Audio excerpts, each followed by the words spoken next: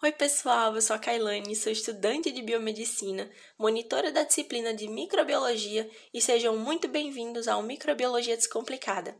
Aqui a gente descomplica a microbiologia para você, estudante, e hoje eu tô aqui para falar de Staphylococcus aureus. Então, a gente vai ver nesse vídeo as principais características de Staphylococcus aureus, como seus fatores de virulência, identificação, diagnósticos e tratamentos utilizados, e por fim, um pouquinho sobre como essa bactéria tem se mostrado importante no contexto ambiental. Então, vamos lá? Bom, começando pela morfologia e pelo gram dessa bactéria, sabemos que ali os Coccus gram-positivos compõem um grupo muito heterogêneo de bactérias, que apresentam ali algumas semelhanças entre elas, como seu formato esférico, reação à coloração de gram que apresenta ali uma tonalidade violeta ou azul, e a ausência de endósporos. E aí, a diferenciação dos gêneros, que compõem esse grupo é feita a partir ou não da presença da enzima catalase, que vai converter o peróxido de hidrogênio em água e oxigênio. E aí, dentro desse grupo catalase positivo, a gente encontra o gênero Staphylococcus, que inclui aí uma das espécies de maior relevância médica, que é o Staphylococcus aureus. Bom, o Staphylococcus aureus é uma espécie ubíqua, presente no microbioma humano, tanto na comunidade como em ambientes hospitalares. Por exemplo, essa espécie ela pode ser encontrada nas mucosas, como na nasofaringe de crianças mais velhas e de alguns adultos, e especialmente de pessoas hospitalizadas, e ali na própria pele humana, como as mãos, axilas e tronco, pois elas conseguem sobreviver por longos períodos em ambientes secos. Já no epitélio mucoso, essa aderência ela é regulada pelas adesinas que se encontram na sua superfície celular. Mas assim, apesar do Staphylococcus aureus estabelecer uma relação basicamente comensal harmônica, dependendo do contexto de saúde do hospedeiro e de outros fatores que são importantes, ela pode rapidamente se tornar parasítica, o que vai caracterizar ela como uma bactéria oportunista, que é aquele tipo de bactéria que só precisa de uma oportunidade, como queda do sistema imunológico ou deficiência por alguma outra infecção para ela conseguir se proliferar. E aí, historicamente, documentam-se inúmeras infecções causadas por Staphylococcus aureus devido às suas características diferenciais de outras espécies do gênero, como a presença de outras enzimas, além da catalase, como a DNase e a coagulase. Entrando agora na virulência dessa bactéria, sabemos que Staphylococcus aureus possui inúmeros fatores de virulência enzimáticos, estruturais e toxinas, que vão tornar essa espécie altamente virulenta. Primeiramente, os fatores estruturais principais são a cápsula bacteriana, que tem como função inibir a quimiotaxia e a fagocitose pelo sistema imunológico, a proteína A, que vai inibir a eliminação mediada por anticorpos do hospedeiro, e as adesinas, que garantem a fixação dessa bactéria durante todo o processo infeccioso. Os fatores enzimáticos são vários, mas destacam-se principalmente as enzimas coagulase, que vai diferenciar Staphylococcus das outras espécies de Staphylococcus, como Staphylococcus epidermidis e Staphylococcus saprophyticus, que são coagulase negativa, como também a enzima fibrinolisina e a DNase.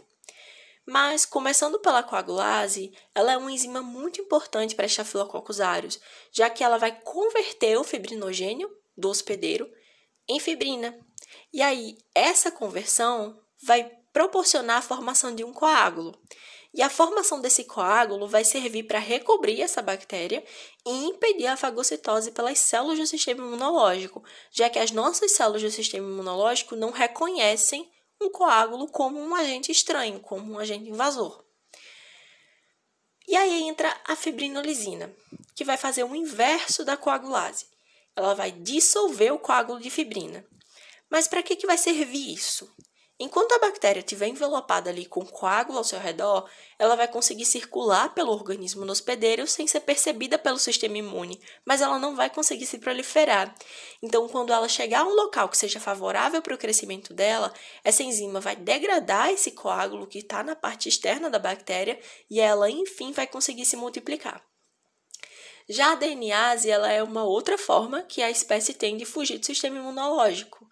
Quando tem um neutrófilo, por exemplo, que não consegue fagocitar esse patógeno, como, por exemplo, pela presença desse coágulo, ele vai lançar o seu DNA no meio. E as histonas que novelam esse DNA, elas contêm propriedades antimicrobianas. E o objetivo final de todo esse processo é prender a bactéria em uma malha de DNA e eliminar ela. Mas a enzima DNase, ela vai ali ludicamente funcionar como uma tesoura, que vai interagir com o DNA do neutrófilo e vai hidrolisar esse DNA. Então, a enzima, ela é muito importante para a virulência dessa bactéria. Passando agora para os fatores relacionados a toxinas, eles são os maiores causadores de doenças por Staphylococcus aureus, e dentro deste grupo a gente encontra as citotoxinas, as enterotoxinas, as toxinas esfoliativas e a toxina 1 do choque tóxico. As citotoxinas são metabólitos da bactéria que são tóxicos para as nossas células do sistema imune, como, por exemplo, leucócitos e macrófagos. Tá? São metabólitos que essa bactéria produz que vão acabar danificando essas nossas células. Já as enterotoxinas, elas são produzidas ali no ambiente. Por exemplo, um lanche de rua, a bactéria está lá, o estafilococcus está presente, então ela secreta essas enterotoxinas. E aí, para você se infectar com essa toxina, você precisa ingerir um alimento ou qualquer outra coisa que esteja contaminado com essa toxina. E aí ela vai funcionar como um superantígeno. Tá? Ela vai ativar as células do sistema imune e vão provocar uma intensa secreção de citocinas para poder estabelecer um quadro inflamatório muito exagerado. E aí, quando ela é ingerida, ela vai interagir com os enterócitos, com as células do nosso trato gastrointestinal e gerar sintomas como diarreia, náusea, vômitos, levando ao quadro que a gente conhece como intoxicação alimentar. Já as toxinas esfoliativas, elas são toxinas que estão associadas a uma doença chamada de síndrome da pele escaldada estafilocócica. São classificadas ali como serina proteases, tá?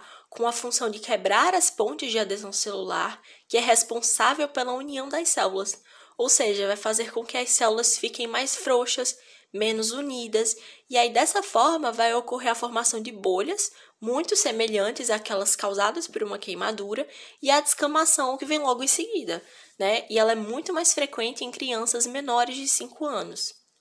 Já a toxina 1 do choque tóxico, ou TSST1, ela é responsável pela síndrome do choque tóxico, e ela também vai funcionar ali como um superantígeno, ou seja, estimulando as células do nosso sistema imune a liberarem algumas citocinas e aí elas promoverem uma inflamação exagerada. Só que aqui ela também vai causar um extravasamento de líquido e a destruição das nossas células epiteliais. O avanço dos sintomas, eles são muito rápidos e dentre eles estão febre, erupção cutânea, pressão arterial perigosamente baixa e insuficiência de vários órgãos. E aqui eu trouxe para vocês uma tabela mostrando todos os fatores de virulência de Staphylococcus aureus, mostrando os componentes estruturais, as toxinas, as enzimas também e os seus efeitos biológicos. Essa tabela aqui vocês conseguem ela no Microbiologia Médica, tá? Murray, 8ª edição. Vocês vão ver que é uma tabela muito didática e ela pode ali incrementar os estudos de vocês. E aqui a gente tem as doenças associadas com 2 tabelas também do Murray. Ok, a primeira mostra ali algumas infecções de Staphylococcus aureus relacionadas a outros órgãos e a outra mostra as doenças que estão relacionadas às toxinas de Staphylococcus aureus, também muito descritivo e vocês podem aproveitar. Entrando agora no teste e na identificação do gênero Staphylococcus, né, para a gente conseguir identificar o Staphylococcus aureus, o diagnóstico ele pode começar a ser feito por uma coloração de Gram, porque a partir dessa coloração a gente vai conseguir identificar a morfologia, o arranjo e o tipo de parede celular que aquela bactéria tem, ou então a partir de uma cultura diferencial, utilizando ali o agar cromogêmico ou o agar manitol salgado, tá? Aqui basicamente a gente viu 2 das enzimas que eu comentei com vocês anteriormente, tá? As 2 são positivas para aureus, mas elas são negativas para epidermídeos e para saprofíticos, que também são outras 2 espécies de relevância médica, mas não tão relevantes e virulentas como o Staphylococcus aureus, tá? São negativas para as 2, e para você fazer a diferenciação dessas outras 2, você faz um teste de sensibilidade à novobiocina, onde vocês vão conseguir ver que, se for Staphylococcus e não for Staphylococcus aureus, muito provavelmente vai ser epidermides, se der sensível, ou saprofíticos, se o resultado der resistente. Tá? Entrando ali no diagnóstico e no tratamento dessa bactéria, devido aos problemas com estafilococos resistentes à penicilina, foram desenvolvidas outras penicilinas, mas estas semissintéticas, tá? Resistentes à hidrólise por beta-lactamases que a Staphylococcus aureus tem, como, por exemplo, a meticilina, mas algumas outras cepas também criaram resistência a esses antimicrobianos. Em especial e mais relevante nesse caso, a gente tem as cepas MRSA, que basicamente engloba todas as cepas de Staphylococcus aureus resistente à maioria dos beta-lactâmicos, incluindo essas penicilinas semissintéticas, como a meticilina e a oxacilina, e aí são responsáveis por infecções em ambientes hospitalares e também na comunidade. E ainda assim, utilizam-se alguns tratamentos empíricos, como o uso da vancomicina, terapias orais com tetraciclinas, intravenosos com glicilciclina, ali dependendo do contexto e do tipo de infecção que esse paciente estiver apresentando. E aí, para finalizar, eu trouxe aqui o Staphylococcus aureus dentro do contexto ambiental, né?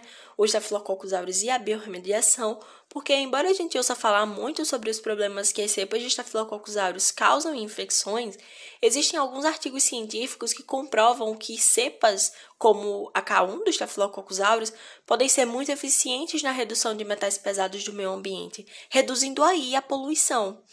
O artigo que eu trouxe aqui em questão para vocês, ele foi publicado em 2019 na revista PJ e ela mostrou que essa cepa de Staphylococcus aureus é muito eficiente na redução do cromo hexavalente, que é um metal pesado muito utilizado na fabricação de aço inoxidável e na retirada de ferrugem de máquinas, podendo ser utilizada aí em vários processos de biorremediação, que vai basicamente ele consistir num processo onde esses metais eles podem ser utilizados no metabolismo dessa bactéria ou de algum fungo ou alguma planta que possa ali ser utilizada nesse contexto.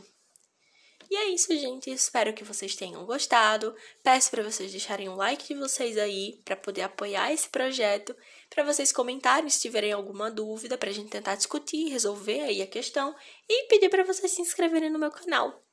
Um beijo para todos vocês e até a próxima!